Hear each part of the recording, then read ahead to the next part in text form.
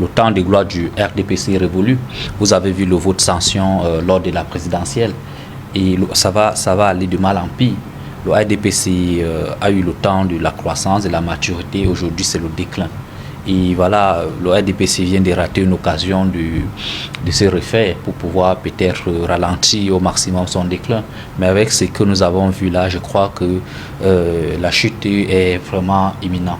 Donc, je n'ai pas besoin d'avoir peur pour le RDPC. D'ailleurs, je m'en réjouis parce que je pense que le RDPC est un parti politique qui a fait beaucoup de mal à la population camerounaise.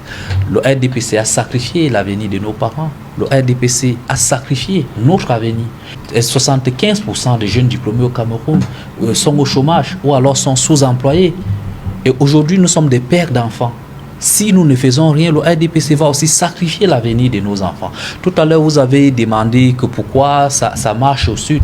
Mais ça marche au sud parce que tout le monde a des longs bras là-bas. Vous pensez que si Mme Kati Meba n'était pas la nièce du président de la République, elle devait avoir le toupet, le courage de dire non à une instruction qui vient du comité central? Ce sont des dogmes, ce sont des dictatures. Et le professeur Jacques Famdongo a bien fait de le rappeler. Il dit que c'est non négociable. C'est non négociable. Et on nous parle du rassemblement démocratique. On nous parle des élections. Est-ce qu'une élection est une nomination où des gens font un pli fermé et envoient pour imposer un individu? Vous pensez que si dans la Damawa, M.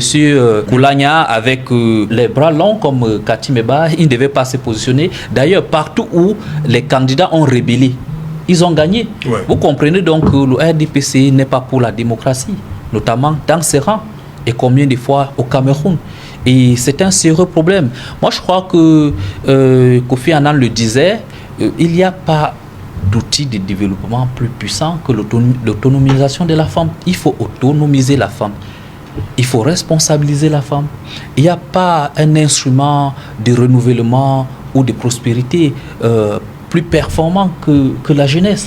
Il faut une alternance générationnelle dans notre pays. Cela passe par le passage du témoin à la nouvelle génération. Pourquoi les gens pensent qu'ils devraient rester en fonction jusqu'à leur mort?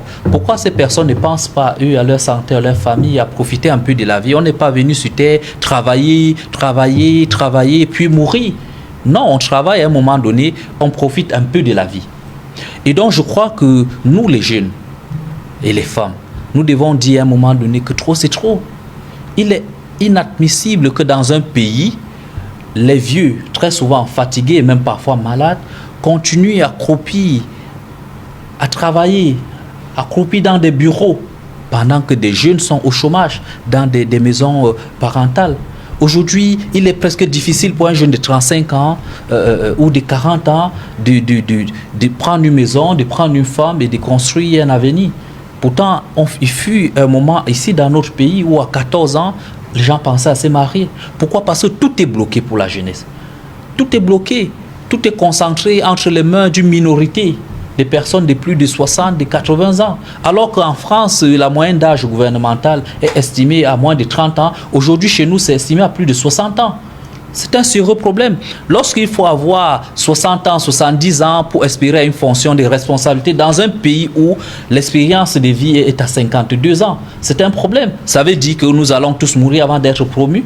Non, on ne peut pas continuer et dans ce sens-là. Voilà pourquoi nous, au Parti Action, nous croyons dans la capacité de la femme, dans la compétence de la jeunesse pour pouvoir porter haut le développement de notre pays. Et c'est pour cela que nous nous constituons aujourd'hui comme une plateforme qui doit servir d'outil à la jeunesse qui veut s'intégrer, qui veut s'émanciper, qui veut faire carrière en politique.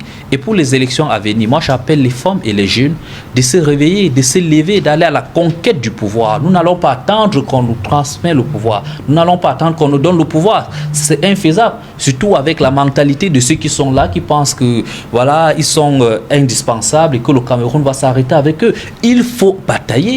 Et le Parti Action, aujourd'hui, est disposé à investir tous les jeunes, toutes les femmes qui veulent concourir aux élections locales. 2026, c'est un grand rendez-vous historique pour notre pays. Okay. Et c'est un tournant que nous devons saisir, surtout au niveau des élections législatives. Nous devons être à l'Assemblée pour changer tous ces lois injustes qui marginalisent la femme, qui empêchent la représentativité des jeunes, qui n'est pas en faveur de ces deux couches sociétales très sensibles et très très importantes pour notre pays.